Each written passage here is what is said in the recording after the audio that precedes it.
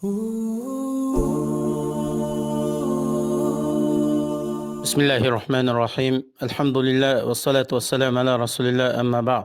اللهم ربي يسر ولا تؤسر وتمم بالخير. سبحانك لا علم لنا إلا ما علمتنا إنك أنت العليم الحكيم. السلام عليكم ورحمة الله وبركاته.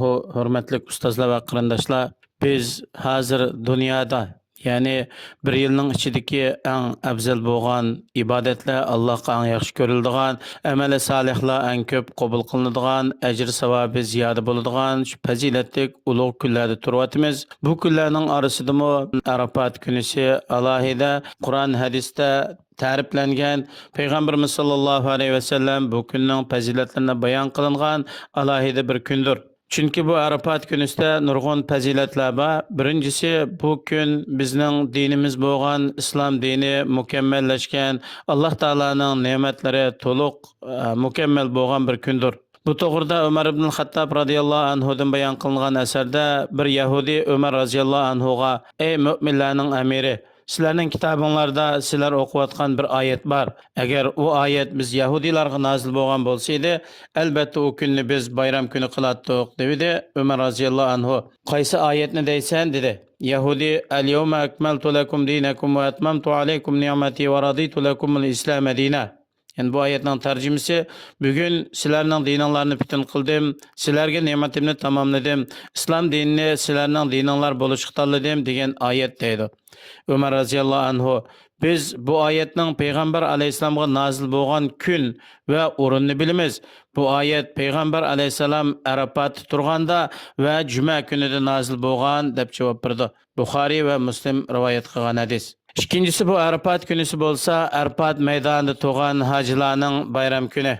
Peygamberimiz sallallahu aleyhi ve sellem mındaq degan: Arafat günü, Qurban Hayit günü ve teşrik günleri, Qurban Hayitning 11, 12, 13. günleri İslam ehlining bayram günleri. Bu kunlar yemek içmek günleridir.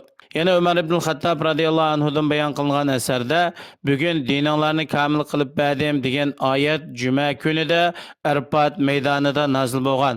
Alloh taologa cheksiz hamdlar bo'lsinki, bu ikki kun bizning bayram kunimiz deb bayon qilingan.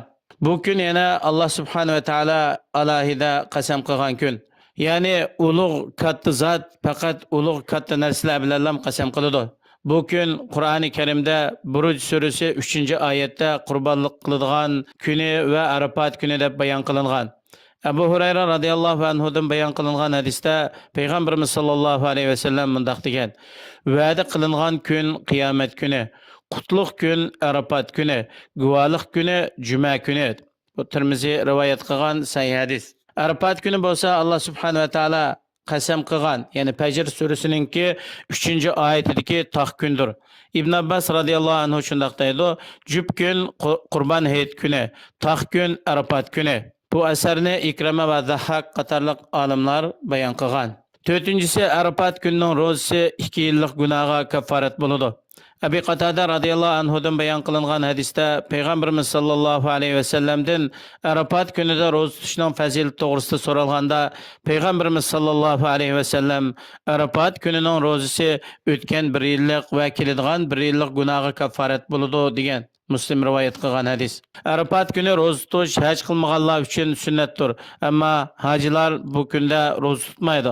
Chunki payg'ambarimiz sollallohu alayhi vasallam Arafatda ro'za tutmagan, hatto peshin bilan asr namozini juplab o'qib, Arafat kunining asosiy vaqtini Allohga duo qilish, Allohni yod etish bilan o'tkazishga buyurgan.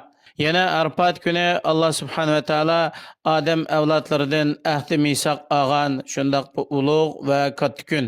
Altıncısı, Arafat günü yana Allah Teala bendelerinin hatalıklarını en köp afu kılıdığan, dozaqdan en köp azat kılıdığan ve Arafat turvatgan kişiler bilen periştilerge fəxr kılınan gündür.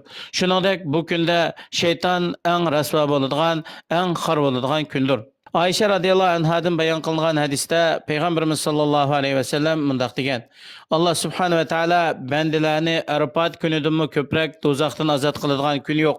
Bu kunda Alloh subhanahu va taolo bandalarga yiqilishidi, ondan farishtalarga faxr qilib, bular nimani maqsad qiladi deydi.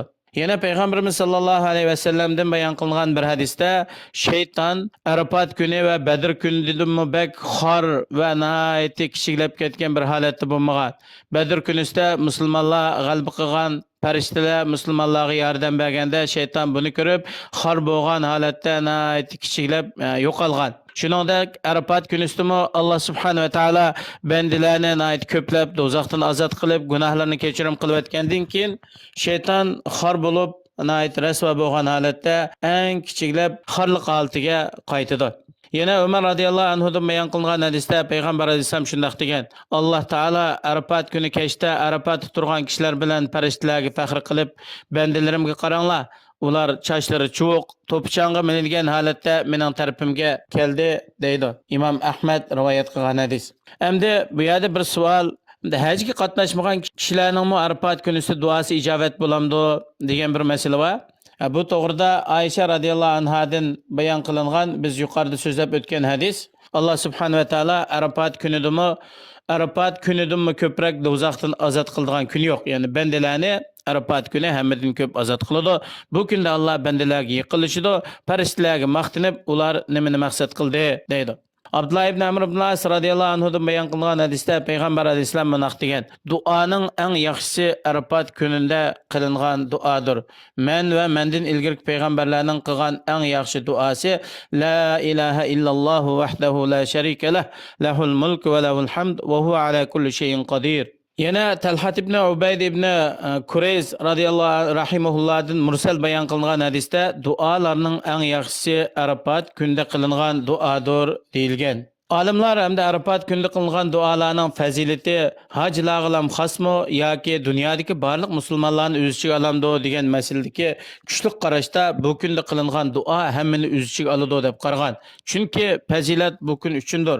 Shundaqdimi Arafat maydoniga chiqqan hojilar o'rin bilan vaqtning fazilatini topganlik uchun u yerda qilingan duo albatta afzal bo'ladi. Salaf alimlarining ba'zisi bu kunning fazilatini boshqalarga bildirish uchun Arafat kuni masjidlarga to'plashib duo qilib Alloh taolani yod etishga ruxsat qilgan.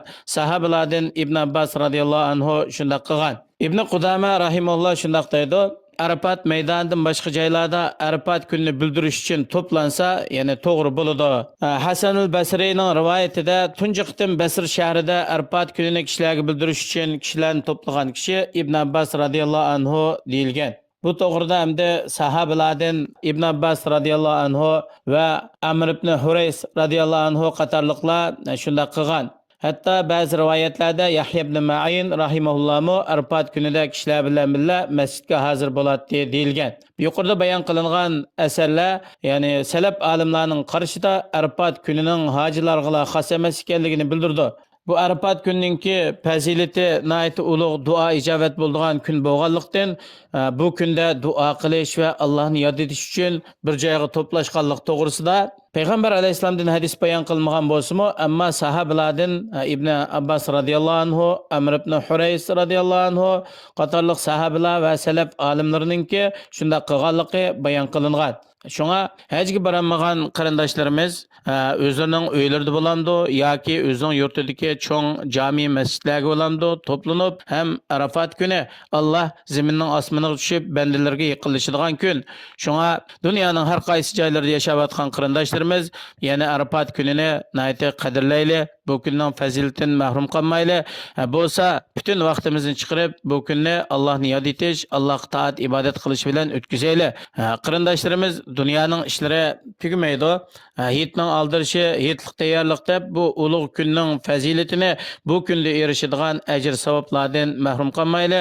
Imkon qadar oila bo'yicha hammaylar Arafat kunida ro'za tutayli. Bu kunda tutilgan ro'za 2 yillik gunohga kaffarat bo'ladi. Alloh subhanahu va taolo har birimizni o'zi yaxshi ko'radigan, rozi bo'ladigan amallarga muvaffaq qilsin. Vassalomu alaykum va rahmatullohi va barakatuh.